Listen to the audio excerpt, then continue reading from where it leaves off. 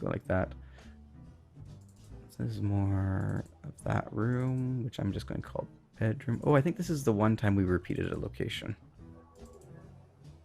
I'm going to stick it in the same bin just for consistency first. Oh, and here we go. This is actually anyone who's interested about compression and why you would want better color space.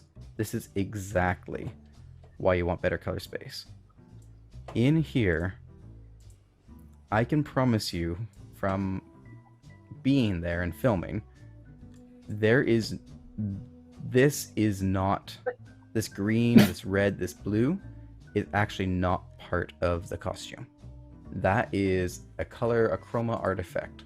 Those are not actual fibers in the fabric. In fact, you can see how it will cross across the actual fiber. These are, and they're randomized a bit. This is actually a chroma artifacting from not having enough information. It's sort of like banding. It's like getting the zebras, you know, the Moire effect. That's actually literally what it is. It's the Moire effect, like when you have pinstriping. Yeah, except chromatic aberration is caused by the lens, which, again, this was on a kit lens. This was on a cheap, probably nifty 50 or an 18-55 millimeter Canon kit lens. I wasn't rolling in it back then. So already there was going to be some chromatic aberrations through my lenses, but the Moire here, yeah, you're right, records, it is Moire. That is also caused by Moire, which is the camera sensor allocating how much information it's going to store from each color channel and interpolating the difference.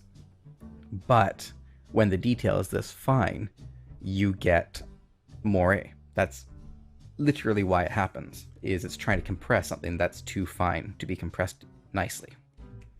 But cameras are getting better and better at that as time goes on too. This is, again, this is a T4i from like 2009, 2010.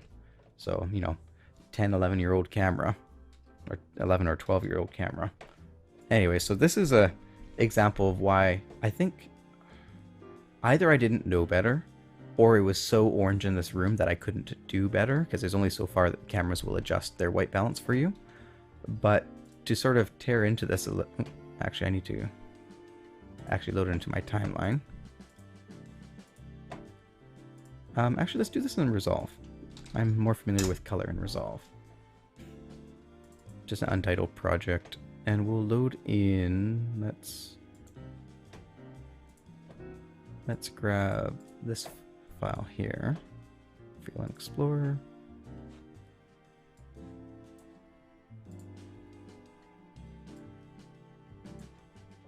Let's grab that. Yeah, change the frame rate. Let's change the view to a extra large icon, because why not? And we'll grab something that's halfway decent. Like, yeah, we'll grab this one. Yeah, just for giggles. Let's take a look at those. I'll load both of those into my timeline. Boom. Let's go over to the color panel. So here, the biggest problem with this here is a blown out sky, which we're going to ignore for the for what I'm talking about here. Typically in a standard workflow, I can go like this, Control S, there's my new node, and I can just go over to, well, I think I'm going to use my wheels today. So they've got in primaries, I like it in log. So if we take this, so this is a, actually, let's do wheels for this time. So basically, so the delay, well, there's a natural delay already. Like there's like a 20-second delay between me and you. Just broadcasting. I think that's a YouTube thing as well. So not a ton that I can do with that. So the first thing I would do with this is I would take my white balance and I'd just fix my white balance. Look, it's mostly there. That's great. And then across the whole image, all I'd really do is I would take down the shadows a little bit, because it's taking it from sort of a flat image. That was not intentionally flat. It was just, actually no, I think I recorded it in Black Magic's flat profile. I forget, or not Black Magic, in Magic Lantern's Canon flat.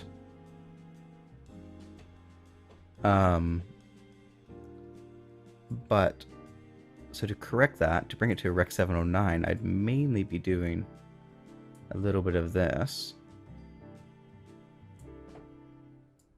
And just as a really rough thing, like you can see this is not good at all. This is a very terrible color grade. Let's bring that up just a little bit. Let's take our mid-tones down a bit. That's a bit better. Something like that. And then our highlights, we want them, see, we're losing detail no matter how low we go on there. That's just the nature of shooting that day and my experience level, but you do want to punch a little bit like that. We've lost her dress, unfortunately. If I wanted to go in and really detail it in, I could probably bring a little bit of that back. But my major point is just, you look at this, and it's an alright image. It's not great. I can do way better these days, but it's alright. If I go to my next clip, down here, starting from here, first we have to bring it into the realm of acceptability. Never mind stylistic, never mind any of that. We've got to just make it look good at all. So we've got this massively orange frame. It's Dutch tilted, unfortunately, so whatever. And if we look at people's skin tones, it's kind of a bit muddy. You know, this is the guy we're supposed to pay attention to, so my lighting was not on point. Didn't really have a lighting kit, to be honest. We were just using available light for most of it. And this room was dark. You know, I'd at least want this guy to be a little bit in exposure, a bit better. And then leave him shadowed back there. So what I would start with this is just trying to figure out where white is. Like, I don't even know where white is in this frame. There we're closer, but then now we're introducing the magenta. So I'll start just by hitting this here. Yeah, that's all right. We want to bring the green out a little bit. Something like that should be white. And then we gotta now try and, you know, like, there we go. Like, that's how I would have lit for about this today. You know, I would have put more stylistic light in here, but as far as exposure level, I would have started with this level of exposure in my image, simply because then I could always crush it after the fact. But now that it's crushed, bringing it up, well, that introduces, like, that guy's shirt is not in fact purple. Like, look at all that splotchiness. That's just, as far as I'm concerned, unacceptable. You know? But this is what we're dealing with here. Just because the camera recorded in 420, super compressed, super low light, on a novice / entry-level camera, this is what we're stuck with. So to fix this, now that I've got white, now that I've got relative exposure, I would then create another window here, and I would actually start doing some selections. So let's take a power window. And what sort of power window do I want? Or actually, can I do it? Yeah, I think power window. What tool do I have?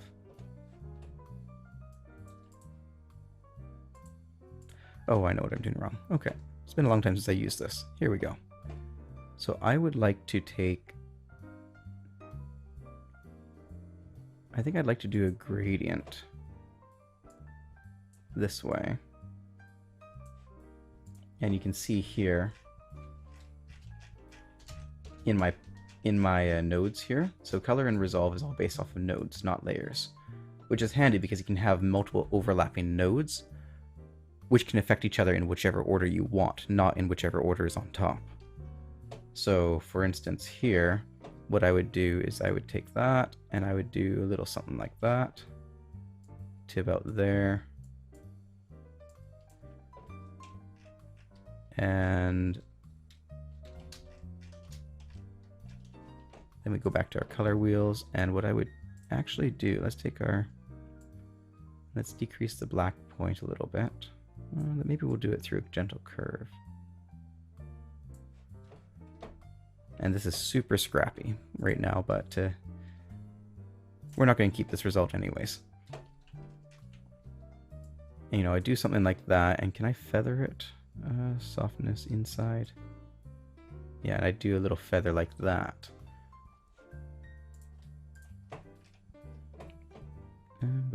How do I do that? But anyways, you guys see what I mean. I'm talking more about the compression, because now I'm having to salvage this side of the frame. Oh, yeah, Records, go and check out his entire YouTube channel. He is invaluable, and he will teach you way more than I know is even possible. Casey Ferris, right here, this guy here. Everything I've learned about Resolve, I've learned from this guy. So go check him out. He is amazing, and he uses Resolve full time. I'm a Premiere editor typically. On nice images, what I'll do is I'll spend some time and I'll create some masks, like some sky masks, and I will go and bring the sky back and this sort of stuff. I do some very basic stuff in Resolve, but I am by no means an expert. So anyways, what I'm trying to point out with this is just, if we go like this was our original image, and this is me trying to recover it. So I recovered some exposure here, and I recovered my white balance here. And then now I'm having to do repair work, and I'll put power windows over everything and feather them, and I'll have to track them because the image, the frame is moving, so now I have to track those power windows to make sure they stay on the subjects properly. And it creates so much work versus just getting it right in camera in the first place. Which this is nowhere near right in my opinion these days, but at the time this was my opinion of what was right in camera. But yeah, I have a feeling that we're probably going to take all of this and turn it into black and white and throw a film grain on top and call it a day.